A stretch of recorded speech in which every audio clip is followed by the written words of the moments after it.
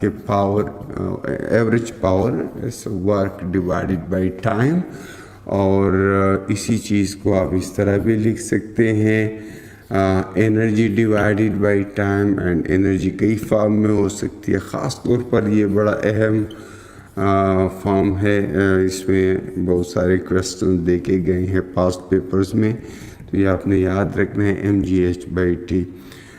जिस तरह की भी हाइट गिवन हो, आपने ग्राउंड से स्ट्रेट हाइट लेनी है। रास्ता जो भी आप इस्तेमाल करें, अर्थ कंजर्वेटिव फील्ड है तो आप सीढ़ियों से जाएं या सीधा पाइप से जाएं, लेकिन वर्टिकल हाइट आपने फार्मूला में लिखनी है, तो ये आपने याद रखना है। फिर वर्क की जगह अगर फोर्स और डिस्प्लेसमेंट का डॉट प्रोडक्ट लिखें तो इसको आप इस तरह भी लिख सकते हैं, F dot D by T speed है, या इसको हम वेलोसिटी कह देते हैं। एफ डॉट वी फोर्स और वेलोसिटी का डॉट प्रोडक्ट। डॉट प्रोडक्ट के केस में आपको पता है कि आप कॉस थीटा लिख सकते हैं। पावर एक स्केलर क्वांटिटी है, स्केलर। और फिर दूसरी बात ये कि इसके यूनिट्स, ये बड़ा अहम है, यूनिट्स आपको मालूम होने चाहिए। तो इस बेसिक डेफिनेशन को देखते हुए हमें पता चल सकता है कि power is work done per unit time. So power is equal to उसके यूनिट्स, ऐसा यूनिट जो है वो वाट कहलाता है, 1 वाट, and that is equal to 1 joule divided by 1 second। अगर कोई मशीन 1 सेकेंड में 1 जूल वर्क करती है तो उसका पावर 1 वाट है, और 1 watt is equal to 1 joule per second. ये बड़ा अहम है। और चूंकि जूल न्यूटन मीटर है तो 1 वाट 1 न्यूटन मीटर पर सेकेंड है। और फिर आप इसको अगर उसमें लिखना चाहें बेस यूनिट्स में तो 1 किलोग्राम मीटर स्क्वायर, लेकिन एनर्जी में टाइम का नेगेटिव स्क्वायर होता है, यहाँ पर सेकेंड -3 होगा क्योंकि एनर्जी डिवाइडेड बाय टाइम। ये इसको बेस यूनिट्स में लिखा जा सकता है। और फिर एक इंतहाई इम्पोर्टेंट यूनिट जो है वो हार्स पावर है, हार्स पावर। तो 1 हार्स पावर जो है इट इज 746 वाट्स। ये आपको याद हो तो वाट से हार्स पावर में जाना हो या हार्स पावर से वाट में जाना हो तो ये कन्वर्जन फैक्टर याद रहे। अगर हार्स पावर बड़ा यूनिट है, इसलिए अगर आपको वाट से हार्स पावर्स में जाना है तो फिर आपने 746 पे डिवाइड करना होगा। और लेकिन अगर आप हार्स पावर से वाट पे जाते हैं तो 746 से मल्टीप्लाई करना होता है।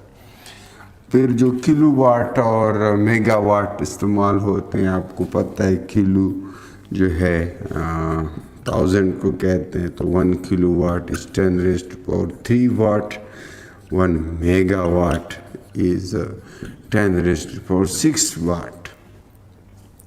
फिर एनर्जी के इस फार्मूले को देखते हुए हम इसको रिलेट कर सकते हैं पावर और एनर्जी को। तो एक इंतहाई अहम यूनिट जो कमर्शियल यूनिट है वो भी यहाँ से हम निकाल सकते हैं। बिजली का जो कमर्शियल यूनिट है दैट इज़ किलोवाट आवर। तो अगर हम पावर को टाइम से मल्टीप्लाई करें और पावर को किलोवाट में लें और टाइम को हम आवर्स में लें तो फिर एनर्जी के इस यूनिट को हम कहते हैं किलोवाट आवर। और ये कमर्शियल यूनिट ऑफ इलेक्ट्रिसिटी है, कमर्शियल यूनिट ऑफ इलेक्ट्रिसिटी। वैसे तो इसके बाद जो है अगर आप ग्राफ देखें, अगर आपको पावर और टाइम के दरमियान ग्राफ दिया गया, पावर और टाइम के दरमियान ग्राफ है, और लेट्स सपोज ये पावर है, ये टाइम, और फॉर एग्ज़ाम्पल वो ग्राफ इस तरह है, और आपसे कहा जाए कि जी इस ग्राफ का एरिया कौन सी फिज़िकल क्वांटिटी शो करता है, तो आप देख सकते हैं कि W या energy is equal to PT, क्योंकि पावर और टाइम का प्रोडक्ट होगा, ये रेक्टेंगल बनेगा, इस रेक्टेंगल का एरिया जो है ये आपको एनर्जी देगा, क्योंकि वाट सेकंड जो है वो जाउल है।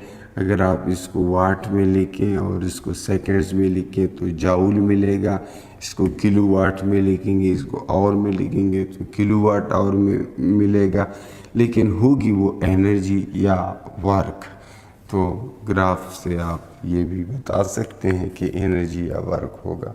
ग्राफ और तरह का भी हो सकता है, ज़रूरी नहीं है वो पावर जो है कांस्टेंट हो, लेकिन अगर कांस्टेंट पावर तो इसका इस तरह ग्राफ होगा। ग्राफ से आप एनर्जी कैलकुलेट कर सकते हैं, पावर भी वर्क भी कैलकुलेट कर सकते हैं, सिंपली उस ग्राफ का एरिया। और इसके साथ इफ़िशेंसी किसी मशीन की, किसी सिस्टम की इफ़िशेंसी का मतलब ये होता है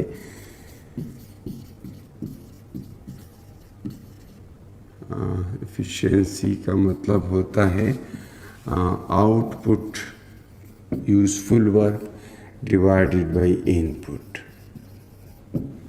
तो output divide by input efficiency होती है। आमतौर पर इसको हम परसेंटेज में लेते हैं, सिंबल उसके लिए एटा यूज़ होता है, and that is output divided by input multiplied with 100%। Now output अगर किसी मैकेनिकल सिस्टम की बात की जाए तो फॉर एग्ज़ाम्पल ये एक सिस्टम है, यहाँ पे इंक्लाइंड एक लीवर है, ठीक है, और यहाँ से कोई ऑब्जेक्ट इसके ऊपर रख लेते हैं और यहाँ पे कोई इसके ऊपर डाउनवर्ड फोर्स लगाता है और इस ऑब्जेक्ट को ऊपर राइज करता है। अब यहाँ पे ये हो रहा है कि एक फोर्स लग रही है, एफर्ट हो रहा है, और यहाँ पर एक लोड है जो कि ऊपर मूव कर रहा है, दैट इज़ FL, लोड की फोर्स। और ये एफर्ट जो है वो इस ऑब्जेक्ट को, इस हिस्से को नीचे की तरफ लेके आ रहा है। तो एफर्ट की वजह से जो डिस्प्लेसमेंट हो रही है वो है DE, यानी displacement through which effort acts, and then ये लोड जो है ये किसी हाइट तक जाएगा, तो ये वो डिस्प्लेसमेंट होगी जो लोड कवर करेगा, the displacement through which the load is raised. Now output इस केस में क्या है, इनपुट क्या है? इनपुट है effort multiplied by displacement of effort.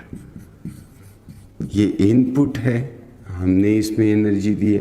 ये आउटपुट है, ये इस मशीन ने वर्क किया, very simple machine, it's a lever, and ये इसको ऊपर लेके जाती है। तो ये नीचे डिनोमिनेटर में हम लिखेंगे FL multiplied with DL, and यहाँ पर मैंने 100% लिखा था, इसको इधर लिख लेते हैं।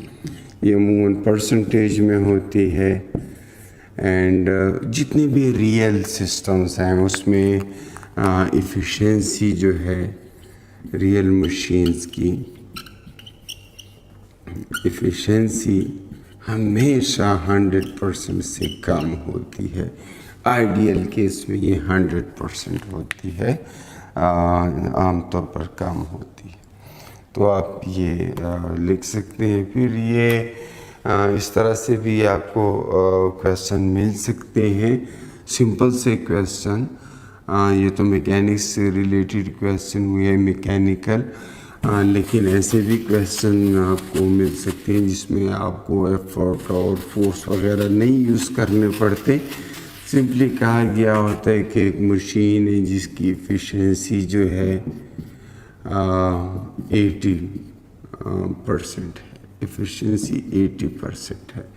तो अगर हमें यूज़फुल एनर्जी क्या चाहिए, आउटपुट चाहिए 1000 जूल, तो हमें इनपुट कितनी देनी होगी। ठीक है, तो फिर आप ये फार्मूला इस्तेमाल करेंगे, एफिशिएंसी इज इक्वल टू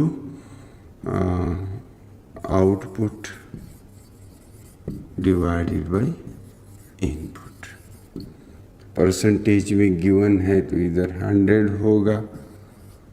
ठीक है, तो 80% और वो 100 नीचे आ जाएगा, तो ये कैंसिल हो जाएंगे। यहाँ से आपको 0.8 मिलेगा, and that is output divided by input. Now हमें इनपुट चाहिए तो आउटपुट गिवन है, output and input is unknown. So input इधर आ जाएगा, इनपुट एंड आउटपुट को क्या करें, 0.8 पे डिवाइड करें। तो आउटपुट जो भी है that is what 1000 divided by 0.8। 0.8 की बजाय ऊपर एक और ज़ीरो आ जाएगा, 8 हो जाएगा। सो ये हो जाएगा 1250। So that is the input energy which we should provide in order to have 1000 joule output. तो इस तरीके से आप इसको सॉल्व कर सकते हैं। कभी इनपुट गिवन होता है, आउटपुट मांगा होता है, कभी दोनों गिवन होते हैं, एफिशिएंसी मांगी होती है। तो इस तरह के सिंपल से क्वेश्चन आपके सामने आ सकते हैं। इसके साथ ही मैं आज के लिए इजाज़त चाहूँगा। नेक्स्ट लेक्चर में फिर हम एनर्जी की कुछ जनरल बात मज़ीद भी डिस्कस करेंगे।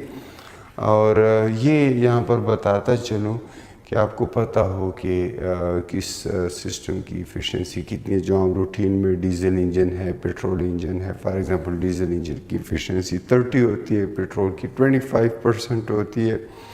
तो इस तरह बहुत सारे मशीन्स आप डेली लाइफ में यूज़ करते हैं, उनकी एफिशिएंसी